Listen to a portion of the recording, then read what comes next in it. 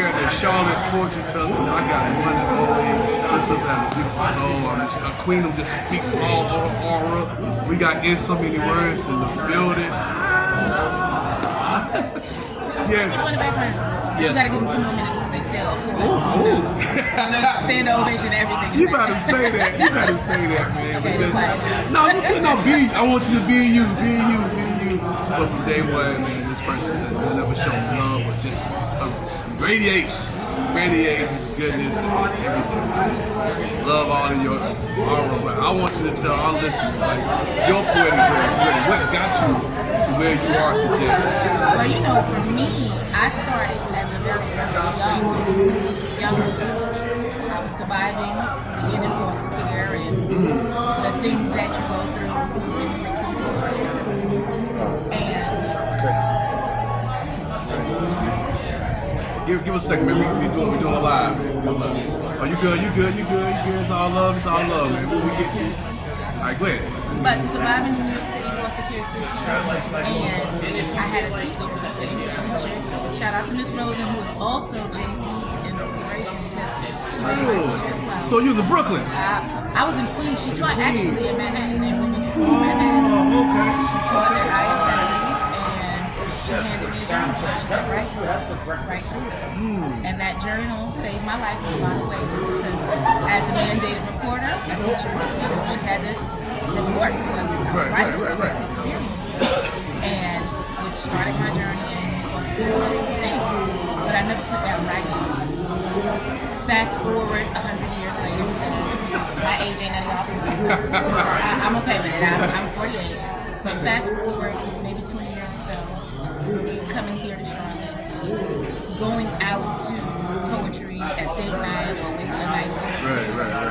Getting in and I'm like, why do this? So you found your home, basically. Absolutely, the lineup. Let's go. Shout out JC. Shout out to my grandfather because that's where I got my name from. I got my name from JC now. You learned a lot of stuff. I didn't even know that. JC was like, the way you write, it's like you put things just so. It's like, it's so many words I meant to say. And he was like, yeah, that's what we're going to do. That's the origin, man. I love it. That's where so many words came from. I don't know who remembers that or not, but that's where it came from. It was just a way to go in and, I get to be me. And on Tuesday nights, you go in and once they tell you can write, it's like, okay, well, I believe them because I know what I was writing. I didn't know it was good enough. Publicly, and then I'm around amazing artists. Charlotte, we got everything. Oh yeah. We have the best of the best. Yeah. All the heavy hitters up here. Shout out to ATL, and we got we love people in Greensboro, in South Carolina, and all of the good places. Yeah. Charlotte, hey man, I can't deny it, man. But you don't know that it's good enough or worthy or whatever, and just be in love with Tuesday nights for me started. Be in love with, oh yes, it's good. Write about this, or just being in the spaces with you guys and folk coming from everywhere. And one Thursday he was like, and so you up? I was like, what? I'm not ready. We heard you on Tuesday, you up. And never wanted to slam. That was never a thing that I wanted to do, just because that's, I don't care about competition. I respect time. The slam poets have to do. But I didn't know. I got to be me, right. Authentic self. It's dope. And love and train and practice and do all of the things. But my beautiful counterparts of me. That's funny. I love you touched on the fact that once you started journaling and writing down, that you learned that it's okay. A lot of people are kind of feel like it's not good enough, or we compare ourselves to everybody else, but you were able to find your footing. You're like, okay, this is me. Share my story. That's what I got. Yeah, but I think a lot of people need to hear that. I think that prevents a lot of people from going outside their comfort zone and actually do those things and share them. It still does some.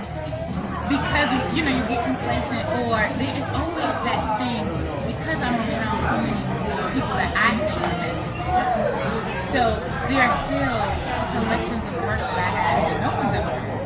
Because to me, it's like, I don't know if I want to put that out there. I don't know. So I have for my own self, gotten comfortable with, well, I know this receives well.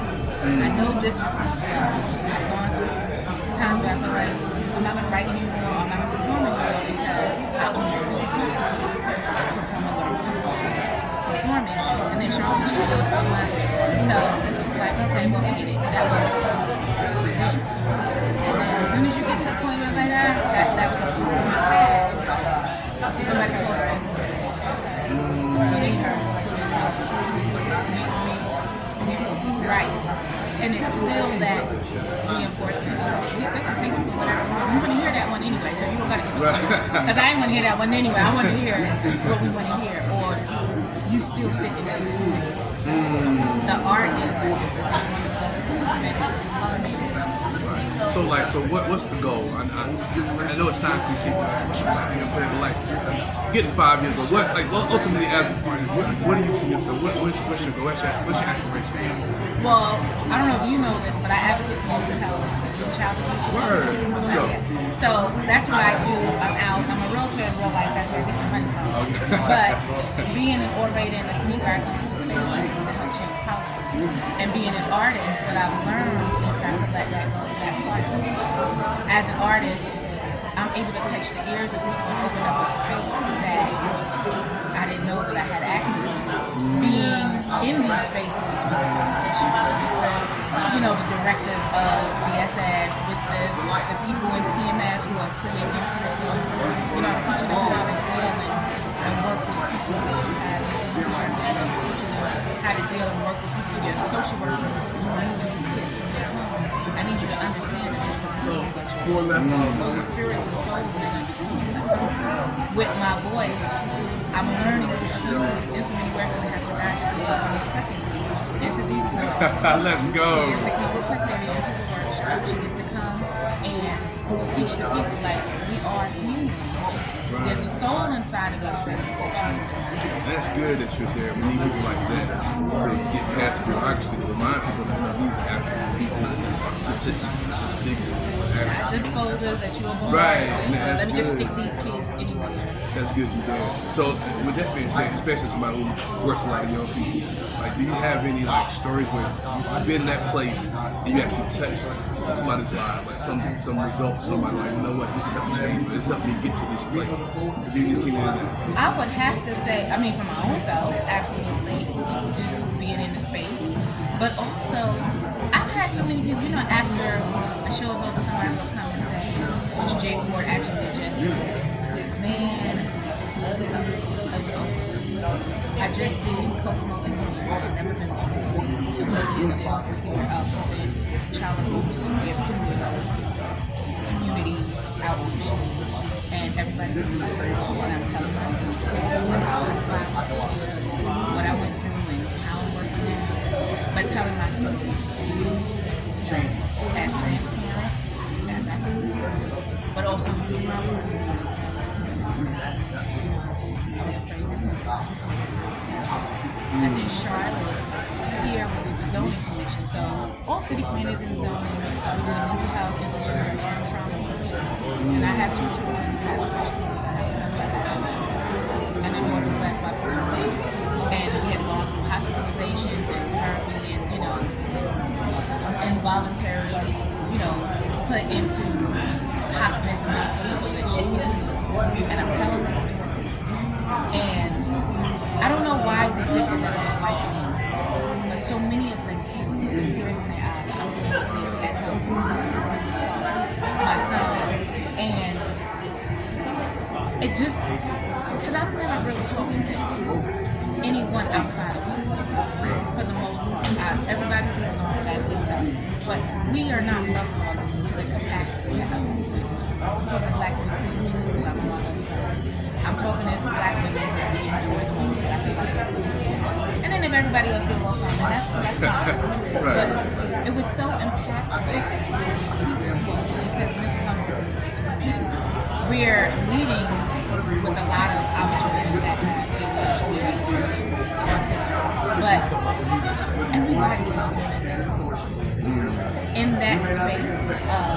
We're in professional space and all of the collar, white collar guys to come to me, tears in their eyes to say, I was doing this, or I'm glad that you're here to help our supervisors. Or, man, when I be having a bad day, you know, I need them to know that, you know, there may be some other stuff going on, because some people are caretakers, some people are experiencing being bipolar. And I can't tell my boss, oh, I'm off my meds. Right. When they off the meds, sometimes they do. But, you know, you have so many people who are caretakers, who are family members who are especially when I go into these spaces, I want to tell my story. And let them know, like, there's ways that we can get around that. I work with CIT training. We go in and we speak to the officers to be crisis intervention trained. You don't have to kill up everybody. Right. Or you might not be loud. Right. I have a son who's now, he's functioning, full function, he's 25 years old, but he's my baby. If you see this 6 foot tall, big old black man coming across on his toes, that might not look like no baby. And you teach them to look different. This is a human first, but look at him differently. Is he aggressive and is he scared? Does he know how to communicate or not? And that for us is poetry.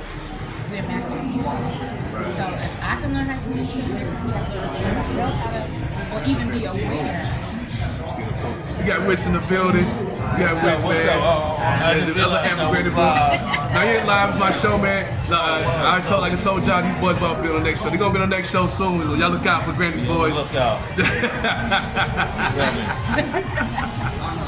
But yeah, working with CIT, the crisis intervention training officers, you go in and you know your approach with the attitudes that we think that they have, but they're also people, and it's wonderful when you see them get it. When you see them like, oh, I didn't realize that. My son, when he's nervous, he's on his toes. So now he's 6'4" and he's on his tiptoes. And then he's saying, right, and he's a big boy. You know, he's a big guy. He's 25 now, but he's asking, what's your name? He can't tell you his name. Like, he's nervous. Sometimes he don't know to be nervous. Sometimes he just happy skipping because I'm happy and you know, police want you to do what they say do. And we don't all hear the same. We don't all process information.